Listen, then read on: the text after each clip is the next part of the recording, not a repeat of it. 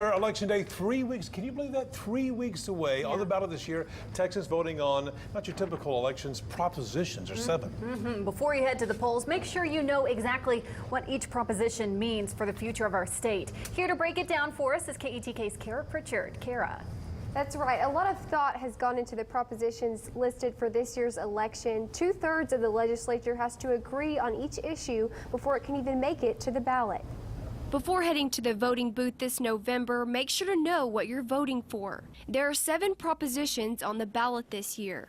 Texas Lieutenant Governor Dan Patrick supports every measure, but 2 in particular he feels very strongly about. Prop 1 is something close to my heart because I think our property taxes are too high. This measure would increase the homestead exemption for property taxes levied by school districts from $15,000 to $25,000.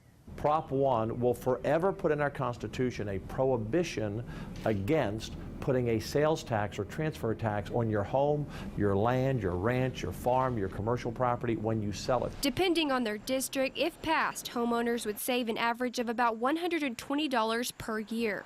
Another, Proposition 7, was authored by State Senator Robert Nichols of Jacksonville. He says it's the largest single increase in transportation funding in the state's history. When you plan a project, whether it's here in East Texas or in the suburbs or the urban areas, sometimes it's 6 years out before you're actually traveling on the road.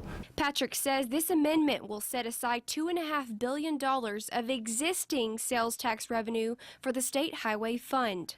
Senator Nichols says it's a rising tide that lifts all ships, and East Texans will get their fair share. Another one that's very important is Proposition 6, your right to hunt and fish. We believe in this in Texas. We want to make sure that the law doesn't change. That'd be pretty hard. We'd have a pretty big fight over that if anyone tried to do it, but it's nice to put in the Constitution.